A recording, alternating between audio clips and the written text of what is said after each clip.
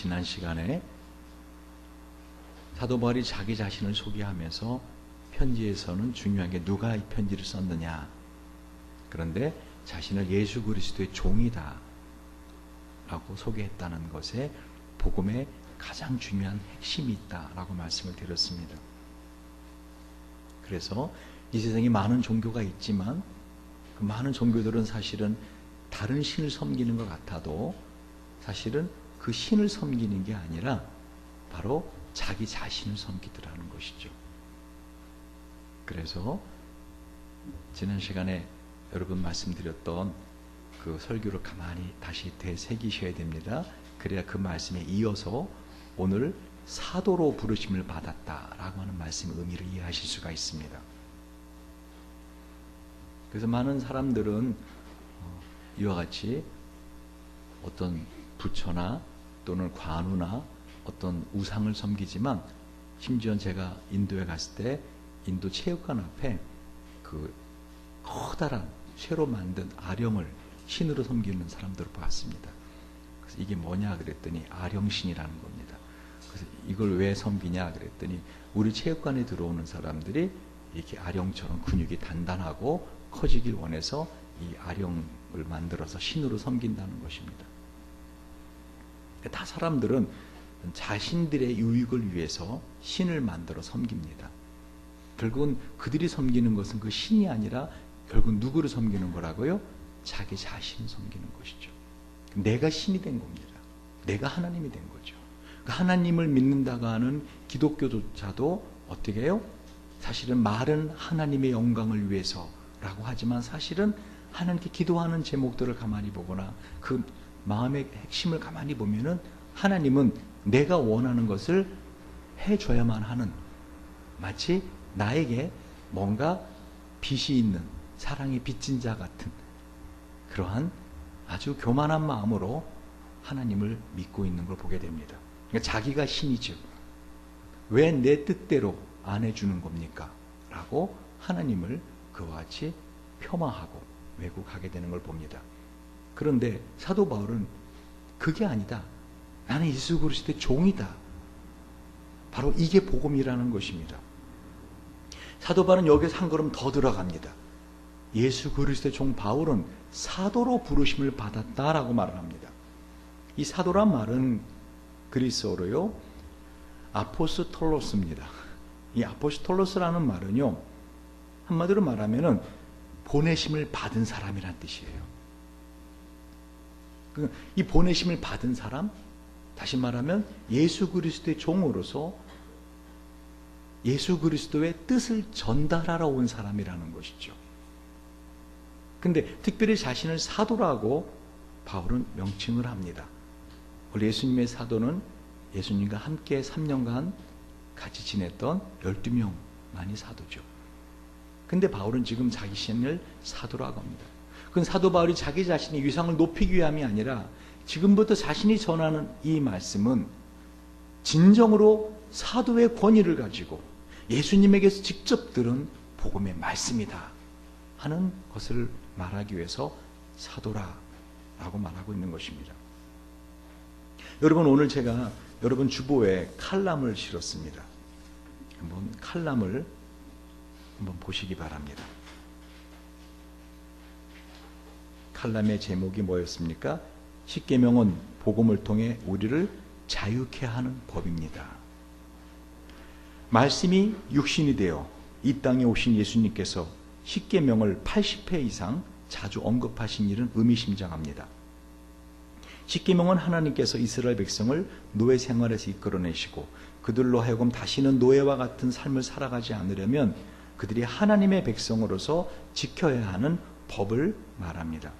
그러므로 십계명을 주신 이유는 우리를 구속하기 위한 구속의 법이 아니라 우리를 참으로 해방시켜 주기 위한 해방의 법인 것입니다. 모세가 시내산에서 하나님께로부터 받은 십계명을 받아 이스라엘 백성들에게 전한 근본 메시지가 출애굽기 19장입니다. 그것은 그 하나님의 소유가 되어, 거기 보면 너희는 내 소유가 되라고 말하고 있습니다. 소유가 되어 사랑과 은혜를 받는 제사장 백성이 되라는 것입니다. 그동안 애굽에서 종살이를 하던 40년 이상이나 노예 생활을 해서 노예 근성이 아주 몸에 찌들 대로 찌든 이스라엘 백성들을 이제는 애굽의 바로의 백성이 아니라 하나님 나라의 백성으로 하나님의 사랑을 받는 하나님의 소유자가 된 사람들로서 하나님께 속한 제사장 나라 백성이 될 것을 모세를 통해 선포하신 것이 십계명입니다. 제사장의 근본적인 직무는 하나님과 사람들 사이에 중매자로 살아가는 것입니다. 곧 사람들의 죄를 가지고 하나님께 나아가 용서받는 것이며 또한 하나님의 뜻을 받아 사람들에게 나아가 전해주는 것입니다. 그런데 자신의 뜻대로 하나님을 해석하고 심지어 자신이 하나님이 되어 하나님을 자신의 뜻을 이루어지게 하는 자신의 종으로 기대하는 사람들이 있습니다. 그래서 우리가 생각하는 하나님의 뜻이 실제적인 하나님의 뜻과 얼마나 다른가를 설명해 주시기 위해서 예수님께서는 십계명을 재해석해 주시는 산상수훈에서 제일 먼저 말씀하시는 것이 심령이 가난한 자가 복이 있나니로 시작하신 것입니다. 곧 사람들이 추구하는 복과 하나님께서 주시고자 하시는 복이 얼마나 큰 차이가 있는지를 가난이라는 단어를 사용하셔서 심령이 가난한 자가 복이 있다라고 말씀하신 겁니다. 가난과 복은 사람들이 생각할 때 전혀 반대가 되는 개념이기 때문입니다. 하나님을 오해하지 마시고 하나님의 뜻을 정확히 깨달아 복음을 통해 주시는 참 자유를 누리시기 바랍니다. 오늘 제 칼럼에 오늘 제가 설교하고자 하는 핵심을 다 담아놨습니다. 무슨 말인가 하면요, 지금 사도 바울이 사도로서 하나님의 뜻을 전해주기 위해서 이 로마서를 쓰는데 그 핵심이 뭐냐 할 때 십계명이라는 거예요.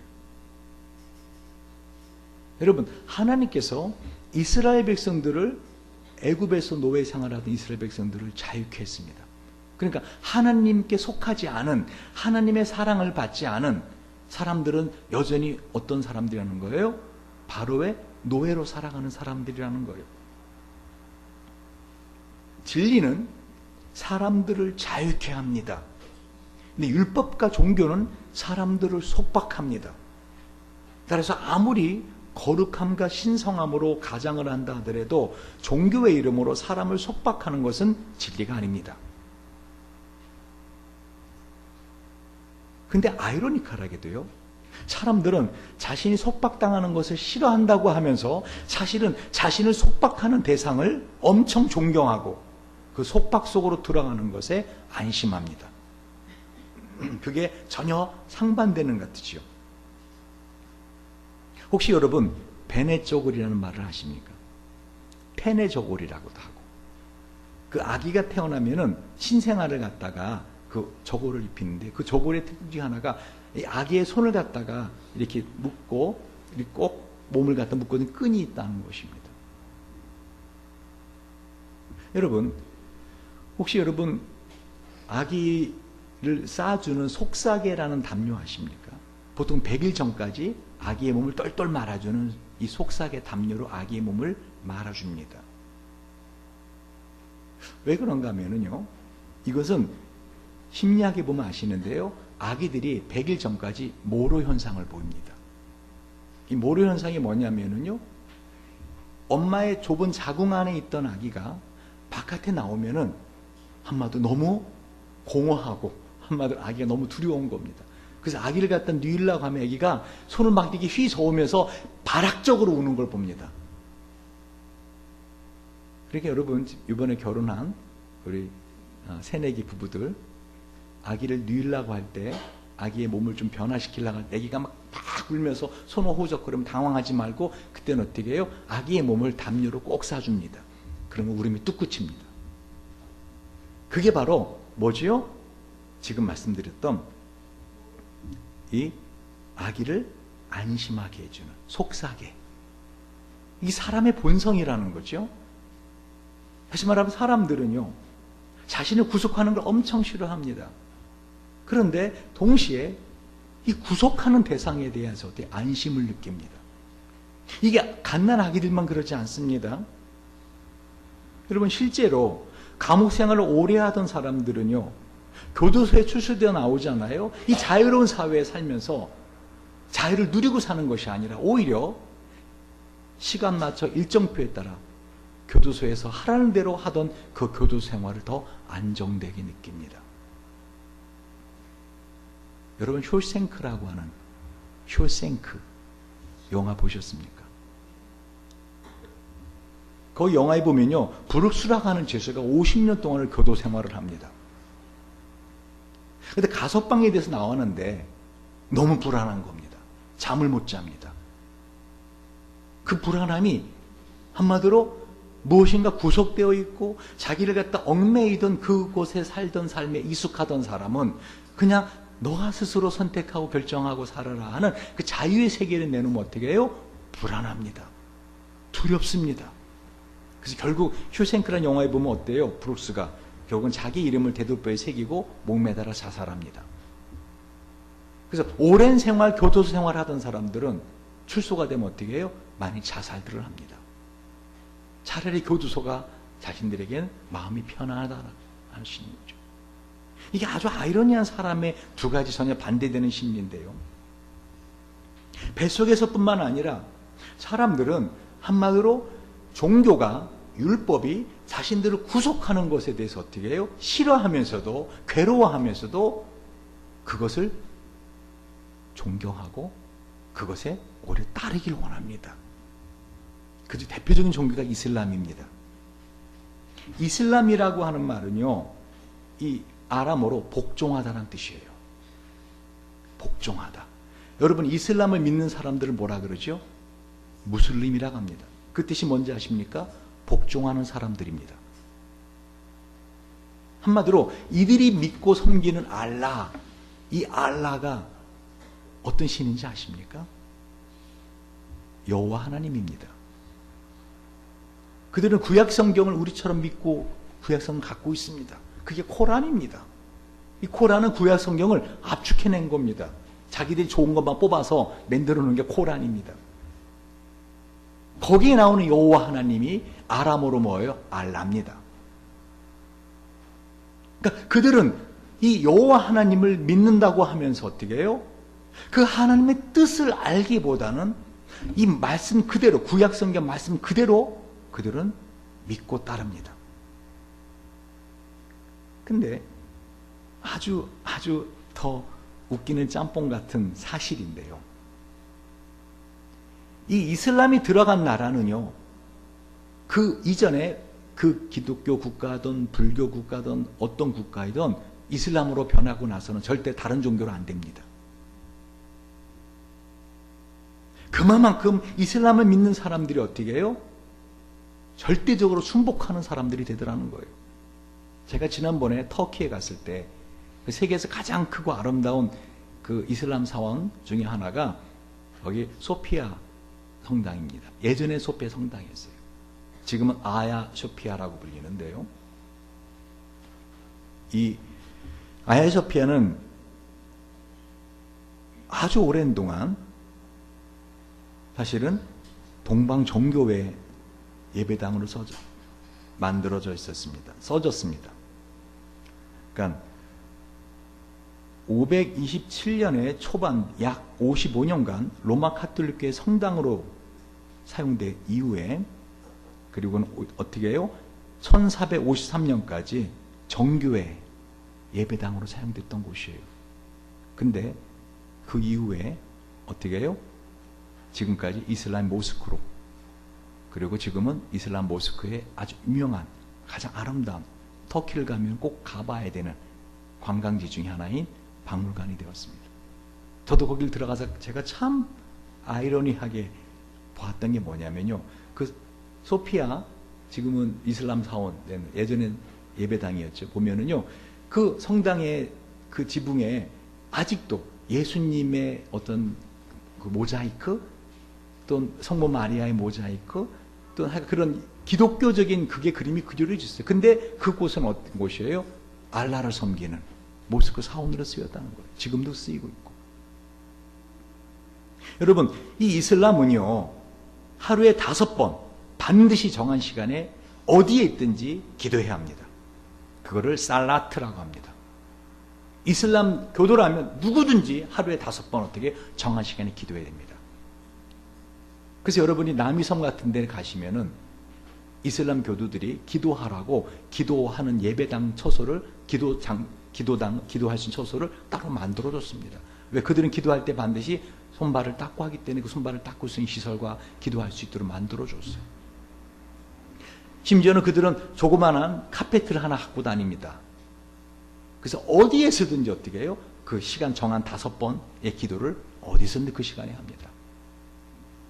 저도 그래서 좀 여러분이 이렇게 속박당하는 걸 좋아하실 것 같아서 매일 오후 1시에 1분간 그리고 매일 밤 10시에 10분간 5번도 아니고 1분간 10분간 기도하라고 하는데 여러분은 아주 가볍게 그거를 우습게 넘기는 걸 잘 압니다. 하시는 분들도 있겠죠. 그러나 그를 절대적으로 지키는, 절대적으로 뭐를 하든지 내가 아무리 텔레비 드라마 좋은 걸 보고 있든지 축구 경기를 보고 있다도 어떻게 해요? 10시 알람이 울리면은 10분간 기도하는, 사실 그건 아주 좋은 습관입니다. 그뿐인지 아십니까? 이슬람은 아주 더 강렬하게 먹는 모든 것을 다 규제합니다. 여러분이 아시는 것처럼 이슬람 사람들이 먹는 음식을 뭐라 그러죠? 할랄이라 그럽니다. 그 사람들 그 이슬람의 종교법으로 만들어진, 다시 말하면 이슬람 종교법에 의해서 도축된 짐승, 그 종교법에 의해서 요리되어진 것만 먹도록 되어 있습니다. 그들은 라마단 음력월로 9월인데요. 이슬람력으로 9월인데요. 한 달 동안 해가 뜰 때부터 해가 질 때까지 물도 못 마십니다. 하루 종일 굶습니다. 한 달 동안 단식합니다. 해가 지면 이제 퍼 마십니다. 그러나 하루 종일 해가 뜨고 나서 해가 질 때까지 아무것도 먹지 못하는 한 달 동안 이슬람을 믿는 모든 사람들은 이게 어떻게 해요? 라마단이 달이라고 지금도 엄격하게 규제하고 있습니다. 여러분, 얼마 전에 공원에서 그 이슬람의 한 여인이 아기가 배고파서 우니까, 이 갓난아기니까 그 갓난아기를 옷 속에 집어넣어서 젖을 먹인 적이 있습니다. 공원에서. 이슬람 여인들은 어떻게 히잡이라고 얼굴에 이렇게 얼굴을 가립니다. 몸도 다 절대 살이 드러나면 안 됩니다. 다 가립니다. 그 아기를 그 풍성한 옷 안에다 집어넣어서 아기 젖을 먹였는데 종교 경찰이 그걸 보고 어떻게 했죠? 그 엄마는 물론 아기까지 칼로 다 난도질을 해버렸습니다. 왜? 여성이 그 얼굴을 다른 사람에게 보여서는 안 되며 살을 다른 사람에게 보여서도 안 되고, 그리고 다른 사람으로 하여금 그렇게 보는 것 같은 생각을 만드는 행위를 죽이라 그랬거든요. 여러분, 구약 성경대로라면요, 저와 여러분 중에서 사지 멀쩡히 갖고 살 사람 별로 없습니다. 눈에는 눈, 이에는 이. 어떻게 해요? 그대로 하나님이 내가 행한 행위대로 다 갚아주신다? 무서운 하나님입니다. 근데 그들이 믿는 알라가 누구라고요? 여호와 하나님이에요. 그 똑같은 하나님, 똑같은 성경을, 구약 성경을 보는데 그들은 이렇게 글자 그대로 봅니다. 그 뜻이 뭔가를 보지 않고 왜 그 말씀을 주셨는가를 보지 않고. 예를 들면 제가 만약에 우리 진수에게 너 이렇게 말 안 들을 거면 나가 죽어 이놈아. 그러면 진수가 어떻게 해요? 그래, 내가 정말 아버지에게 그동안 효도 못했는데 내가 효도해야지 하고 나가 죽는다고 합시다. 그게 제 뜻인가요? 말 좀 잘 들으라는 뜻이죠. 이해가 잘 안 갑니까? 무슨 말인지? 다시 말해, 하나님이 구약 성경에 말씀을 하신 것은 하나님도 감정을 갖고 계신 거 아십니까? 그리고 하나님께서 말씀하시고자 하시는 핵심의 뜻은 예수입니다. 이게 복음이라는 거예요. 다시 말하면 이 성경이 말씀하고자 하시는 것은 십계명은 우리를 구속하게 해준 게 아닌데, 근데 이걸 갖다가 사람들을 구속하는 데 쓸 수 있는 종교들이 많이 있더라는 거죠. 심지어는 목사님들 가운데서도 교인들을 어떻게 해요? 이와 같이 율법으로 강하게 구속하는 분들이 있습니다. 종교적인 속성이죠. 근데 제 제자 목사님들이 가끔 저를 만나서 제가 그 목사님들이 얘기를 합니다. 우리 둔하게 지역장 목사님들 중에서 제자 목사님들이 있는데 그래서 제가 요즘 참 목회하기가 쉽지 않습니다. 그랬더니 그 제자 목사님들을 만나는 분들은 저한테 하는 말이 뭔지 아십니까? 교수님이 너무 교인들을 갖다가 오냐오냐 해주시는 건 아닙니까? 저 상당히 그거 심각하게 받아들였습니다. 왜 그런가 하면 교인들은 싸 잡아 돌려야지 신앙이 자라납니다. 엄격하게 해야 됩니다. 그래야 신앙이 자라납니다. 그런데 저는 이 복음이 그걸 말씀하지 않으니까 그렇게 할 수 없더라는 것이죠. 근데 여러분이 복음을 오해하고 있더라는 것이죠. 그럼 복음이 뭐냐? 진리를 알지니 진리가 너희를 자유케 할지라 할 때 내 마음대로 하는 게 자유냐는 거죠. 그럼 방종입니다.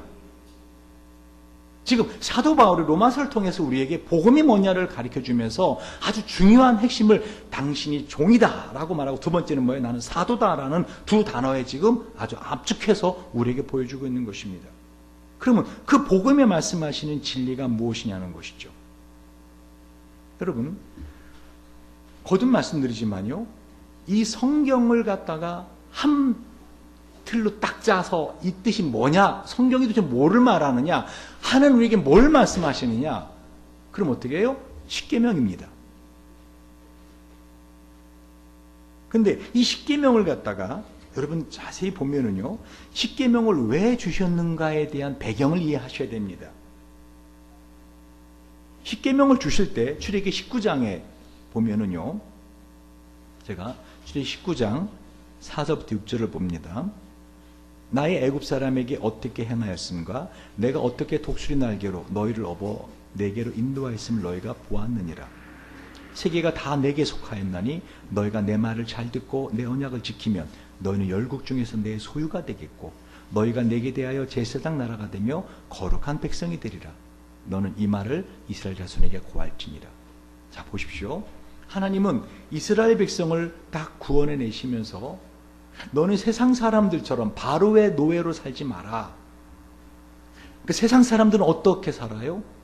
여러분, 자신들이 자유롭다고 생각하죠. 노예로 살고 있는 거예요. 마귀는 절대로 자기를 섬기라 하지 않아요. 너가 너의 인생의 주인이야. 너 마음 가는 대로 해. 전에 SK인가요? 내 마음대로 해. 그게 내 생각대로 해.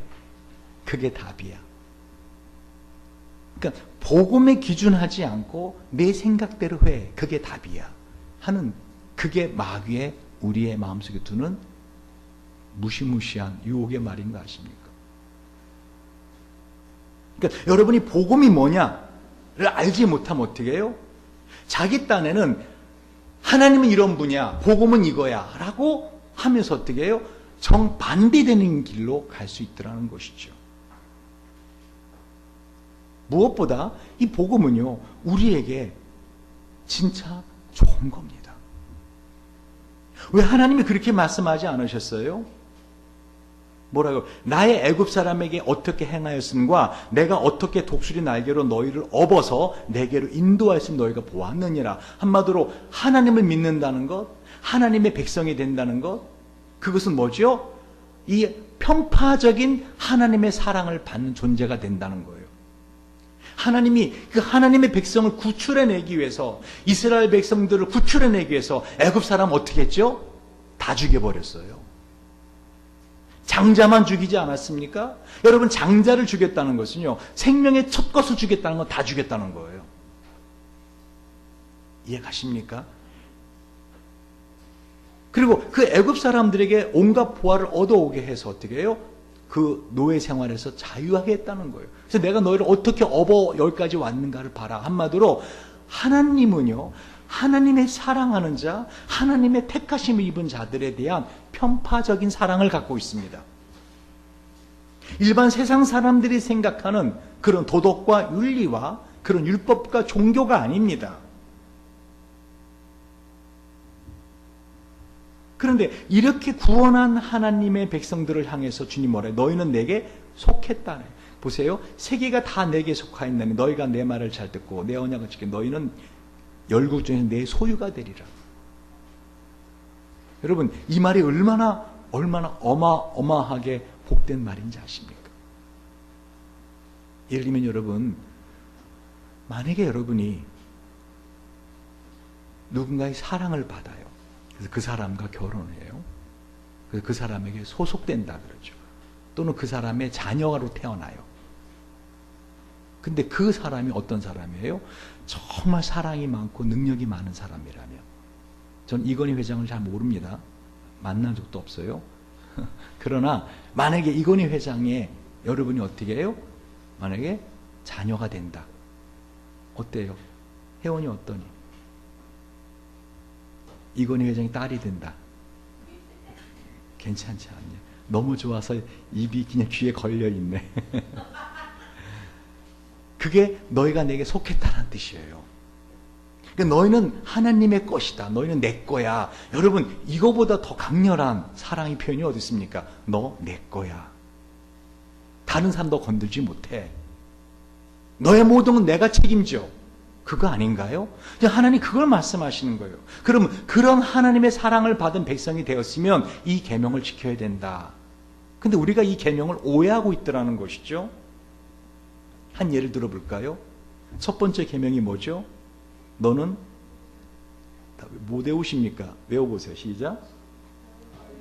너는 내 앞에서 다른 신들을 있게 하지 말지니라.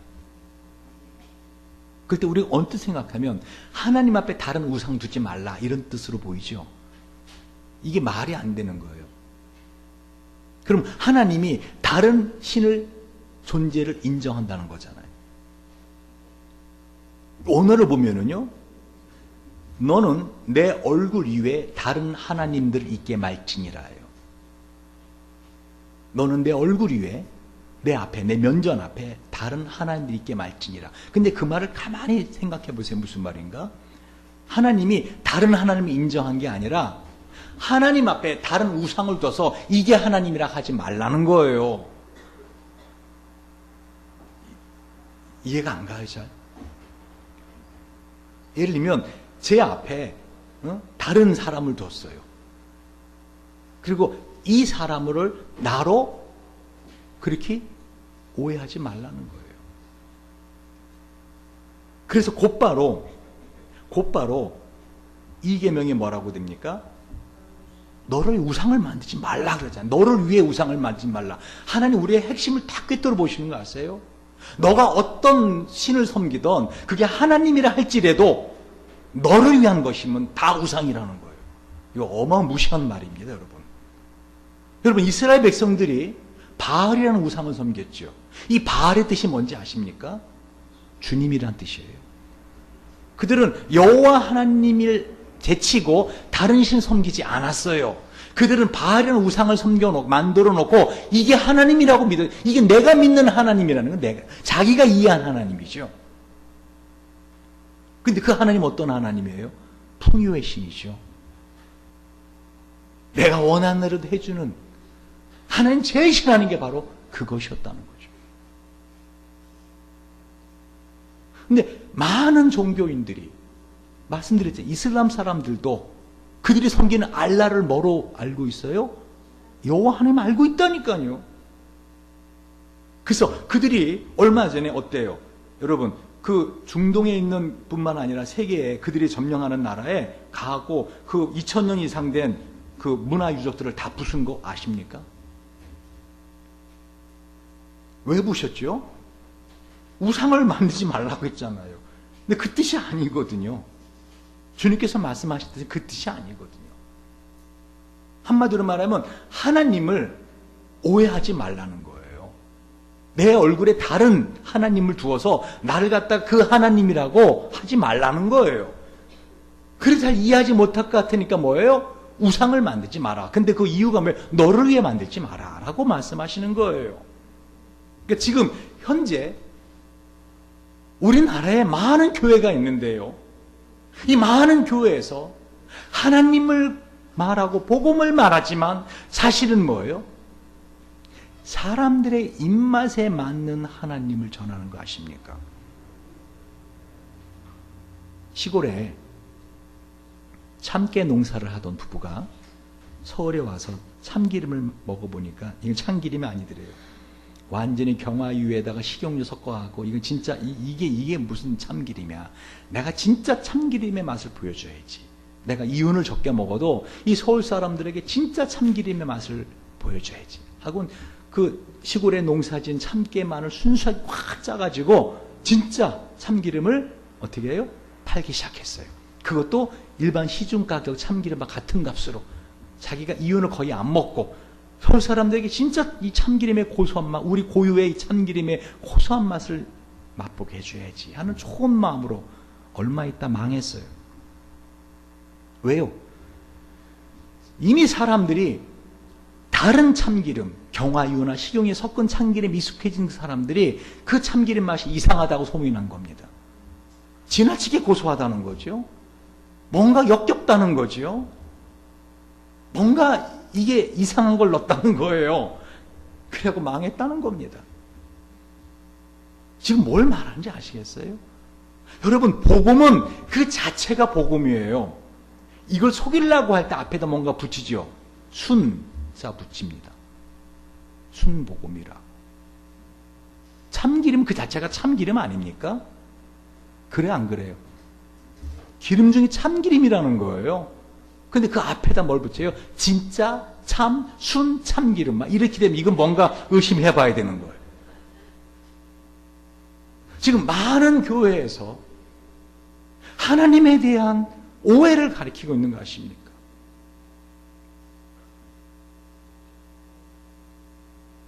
여러분, 지금 십계명을 말씀하시는데요. 여러분 십계명을 가만히 보세요. 이상한 걸 발견할 수 있죠. 뭐지요? 십계명에서 5계명까지는 설명을 해주는데 6계명부터는 설명을 안 해줘요. 그냥 살인하지 마라, 간음하지 마라, 도취하지 마라, 그냥 설명을 안 해줘요. 왜 안 해주는지 아세요? 10계명에서 5계명까지는 하나님과의 관계에 대한 말씀이에요. 그죠? 근데 6계명부터는 어떻게 사람과의 관계에 대한 계명이에요. 근데 이거는 예수님에게 들으라는 거예요. 그래서 예수님의 산상수훈을 통해서 어떻게 해요? 10계명을 재해석해 주십니다. 근데 1계명부터 5계명은 해석해 주지 않으세요. 곧바로 뭐예요? 옛사람이 말한 바 너희는 살인하지 말라 들었으나 나는 너에게 이르노니 하면서 그 10계명의 그 나머지 6계명부터를 예수님이 다시 해석해 주십니다. 5계명은요? 5계명은 하나님과의 관계가 아니라 부모와 자녀의 관계 아닙니까? 안 그래요. 5계명은요, 하나님과 우리의 관계의 가장 핵심적인 그 역할을 하는 사람이 부모이기 때문에 부모를 공경하라, 부모에게 순종하라 말씀하시는 거예요. 왜요? 레위기 20장을 보면은요, 그 이전에는요, 계속 이 하나님에 대해서, 예를 들면 자녀를 몰록신에게 바치는 자, 무당 신접한 자를 따르는 자 다 죽일지니라 라고 말씀하시, 이 엄격한 하나님의 이 말씀에 곧바로 누구든지 자기 아버지나 어머니를 저주하는 자는 반드시 죽여라. 그는 자기를 낳아준 부모를 저주하였습니다. 그뿐만 아니라 신명기도 보면 똑같아요. 누구든지 부모의 말에 거역하는 자는 어떻게 해요? 죽이라 라고 말하고 있어요. 아니, 사람의 생명을 그렇게 소중히 여기시는 하나님이 왜 그렇게 부모의 말씀에 순종하지 않은 자를 죽여라, 부모를 저주하는 자 죽여라, 왜 그러신지 아십니까? 부모가 하나님의 권위, 다시 말하면 하나님은요, 우리의 예배와 우리의 순복함을 받으실 분이세요. 근데 눈에 보이지 않는 하나님의 이 놀라운 이 다스림, 사랑의 다스림을 보여줄 수 있는 대상이 세상에 유일하게 있는데 누구예요? 부모라는 거예요.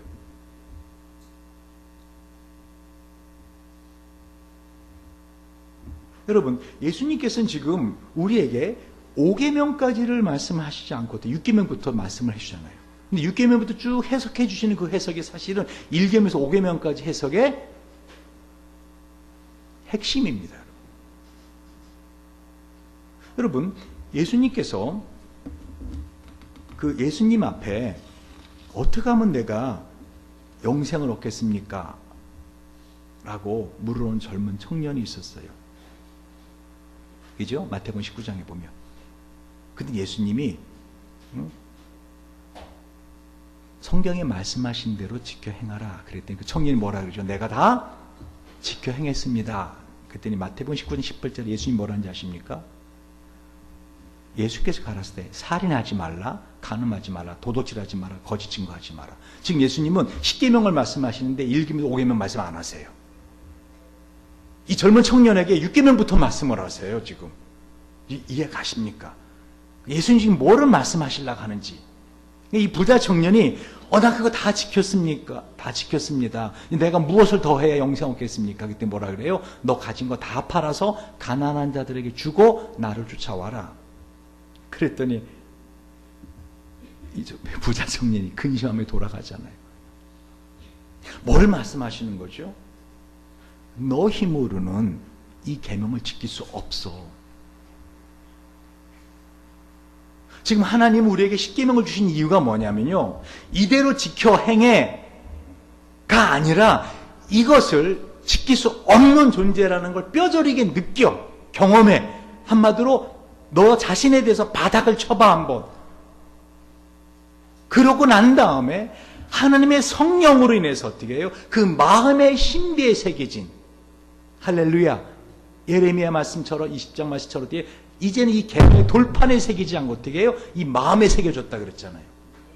그러니까 이 하나님의 사랑을 경험하고 하나님의 사랑을 체득하고 정말 내가 하나님의 뜻대로 살아봐야지라고 마음에서 우러나오는 그 섬김을 주님은 원하신다는 거예요. 근데 그 핵심이 뭐냐? 여러분, 마태복음 22장 34절 40절, 마가복음 12장 28절 34절 보면은요, 똑같은 말씀이 나와요. 율법사가 율법 중에 가장 큰 계명이 뭡니까? 그랬더니 뭐예요? 예수님께서 크고 첫째 되는 계명으로 내 마음을 다하고 목숨을 다하고 뜻을 다하여 주 너희 하나님을 사랑하라. 둘째 되는 계명으로 내 이웃을 내 몸같이 사랑하라.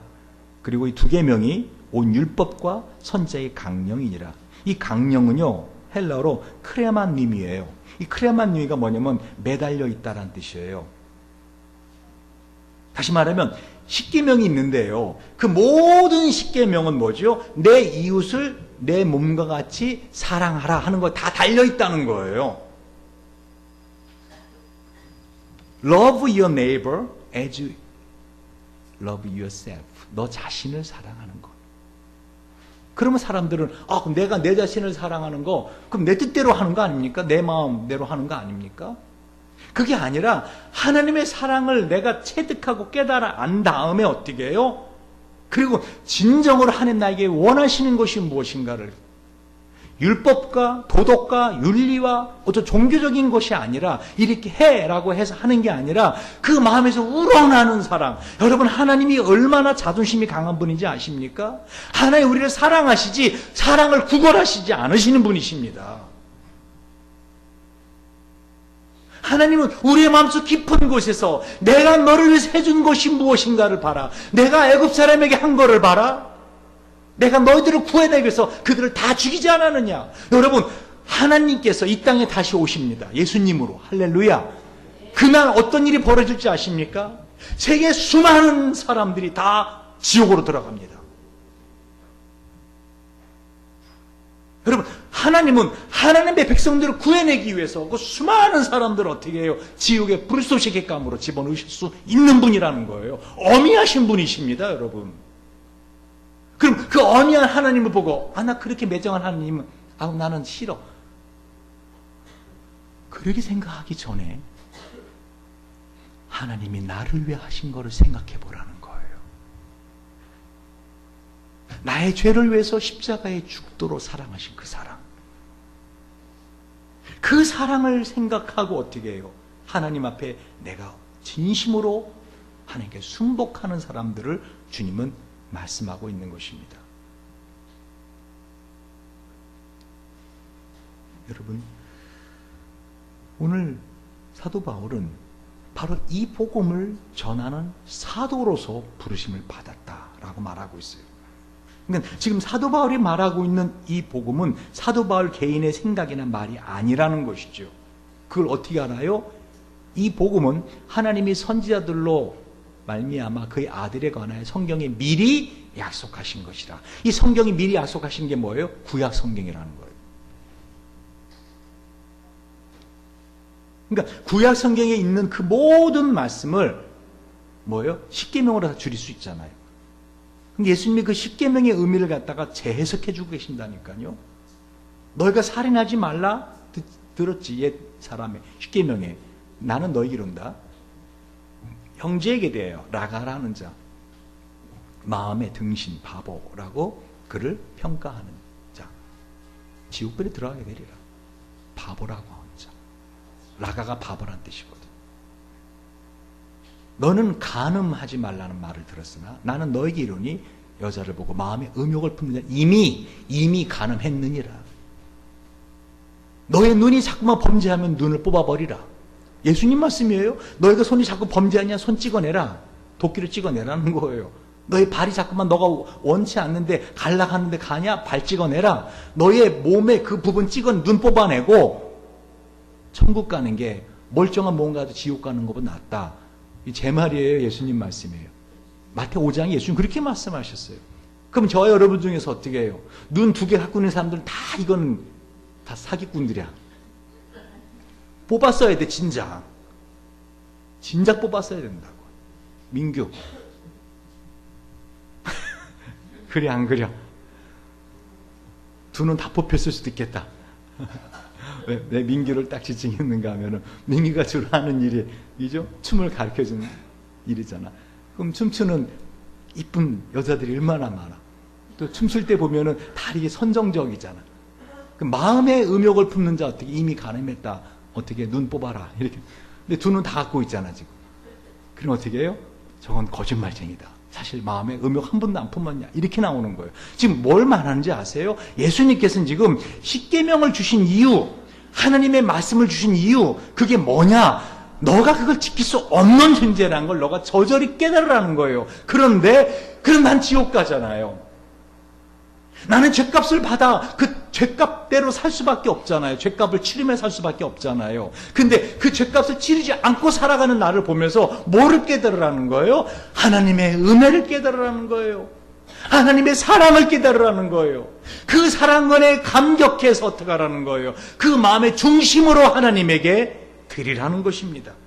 주님께서 뭐라고요? 내가 율법 폐하러 온 줄 생각하지 마라. 난 율법을 완성시키러 왔다라고 말씀하시는 거예요. 그러니까 사람이 아무리 자기의 힘으로 종교적인 율법적인 행위를 한다 하더라도 그걸 할 수 없기 때문에 내가 너 마음에서 진심으로 이게 하나님의 사랑이구나, 이게 하나님의 은혜구나 하는 것을 저절히 느끼고 나는 이런 사랑 은혜를 받을 자격이 없는 죄인이구나 하는 걸 저절히 느끼고 나서 어떻게 해요? 그 사랑에 감격하며 감사하며 하나님 앞에 자신의 진심 어린 사랑을 드리는 것이 율법의 완성이라는 거예요. 그래서 예수님 마지막 십자가 달려 죽으시기 전에 그 창녀였던 마리아가 창녀짓해서 벌었던 그 나드 향유를 받으시는 거예요. 그리고는 이 복음이 전파되는 곳마다 이 연이 한 일을 같이 전파하더라. 왜? 그것이 곧 복음이기 때문에 그렇습니다. 그 여인이 예전에 창녀였던 게 아니라 그때도 창녀짓을 하고 있었고 어쩌면 그 이후 창녀짓을 할 수 있을 수도 있었던 사람입니다. 중요한 게 뭐죠? 그럼 다 여러분 그래 우리가 완전 다 창녀하자. 그게 아닙니다. 복음의 핵심이 뭔가를 깨달으라는 거예요. 제가 이럴 때 설교할 때마다 늘 제가 어쩌다 이렇게 말을 못하는가. 아주 속에서 막 답답해 죽을 지경입니다.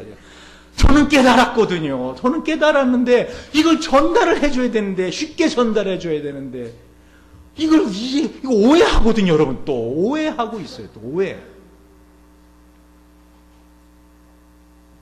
더 해봤자 여러분 더 헷갈릴 것 같으니까 말씀을 정리합시다. 사도 바울이 지금 복음에 대해 설명을 하면서 자기가 그리스도의 종이다. 이게 핵심이라는 거죠. 많은 사람들이 하나님을 갖다 자기의 종 삼으려고 그러죠. 여러분, 무슬림 사람들보다 사실 여러분이 더 어떻게 해요? 진심 어린 사랑으로 하나님께 순복하셔야 됩니다. 거리가 멀어도 어떻게 해요? 기도하라 나와라 어떻게 해요? 나오셔야 돼요. 전 내버려 두잖아요. 달달 안 볶잖아요. 왜? 기다려주는 거지요. 그런데 이 기다려주는 것이 내가 최근 들어서 이게 잘하는 것인가 하는 회의가 오더라는 거예요. 어쩌면 여러분들이 이해가 잘 안 되니까 여러분의 수준은 어떻게 해요? 엄격하게 해야 되는 거 아닌가? 한마디로 그렇게 한 다음에 어떻게 해요? 그 다음에 풀어주면은 이게 은혜구나 하는 걸 느낄 텐데 늘 그냥 풀어주니까 원래 목사님은 그래 하는 건 아니겠는가? 그러나 그럼에도 불구하고 성경 우리에게 뭐라고 말씀하는지 아십니까? 우리가 그를 힘입어 살며 기동하며 있느니라. 사도행전 17장 28절에, 요한복음 6장 37절에, 57절에 살아계신 아버지께서 나를 보내시매 내가 아버지로 인해 사는 것이 나를 먹는 그 사람도 나로 인하여 살리라. 여러분, 예수님으로 인해 살 수 있어요. 여러분, 이 복음은 아주 은밀한 것입니다. 제가 이렇게 설교를 하지만요, 제가 설교하기 전에나 오늘도 새벽같이 일찍 일어났어요. 한 3시쯤 일어난 것 같아요. 일어나서 계속 내가 기도한 게 뭔지 아십니까? 하나님 깨닫게 해주세요. 제 인간의 이 언어가 너무 부족합니다. 이 말씀을 듣고 깨닫게 해주세요. 그 말은 뭔지 아세요? 하나님의 사랑을 체득하게 해주세요. 절절히 여러분 속에서부터 하나님의 사랑에 감사한데 내가 지은 대로 내가 하는 행위대로 갚아주시면 나는 지금 중환자실에 가 있거나 진작 생명이 끊어가서 지옥 갈 수밖에 없는 인생인데 하나님 나를 살려주시는 것은 하나님이 그 은혜와 사랑을 좀 깨달아 알으라고 그걸 갖다가 전하라고 그래서 주님이 어떻게 해요? 저와 여러분을 갖다가 제사장으로 삼으신 겁니다. 아멘. 근데 이 사랑은 아주 은밀한 거라는 거예요. 너는 기도할 때 내 골방에 들어가 문을 닫고 은밀한 중에 계신 내 아버지께 기도하며 은밀한 중에 보신 내 아버지께서 갚으시리라. 한마디로 이 하나님의 사랑은요, 여러분 나의 하나님으로만 느낄 수 있는 거예요. 그건 아무도 몰라요. 원래는 종교와 이 사랑은 둘 다 은밀한 거예요. 정말 사랑하는 건 뭐죠? 은밀함인 거예요. 은밀한 게 사랑인 거예요. 진정한 사랑. 이 종교도 그래요. 근데 주님께서는 기독교가 종교를 초월하는 거라고 말씀하시는 거예요. 율법을 초월하는 거라고 말씀하시는 거예요. 내 아버지께라고. 내 아버지께. 성경에 나의 하나님 단어가 75번이 나오는 거 아십니까? 나의 하나님, 나의 하나님, 나의 하나님. 다니엘에게도요, 그 왕이 살아계신 하나님의 종 다니엘아, 너의 항상 섬기는 네 하나님이 사자에게서 너를 구원했느냐? 그랬더니 다니엘이 뭐라 그래요?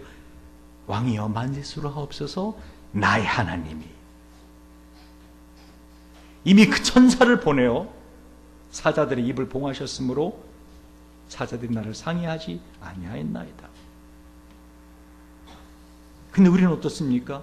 하나님을 섬긴다고 하면서도 사자굴에 던져지기는커녕 사자굴 근처에만 가는 상황만 벌어지면 어떻게 해요? 하나님을 원망하고 하나님 왜 나를 이 모양 이 지경까지 만들어 놓으셨어요? 하지 않느냐는 거죠. 받은 은혜를 생각해 보라니까요.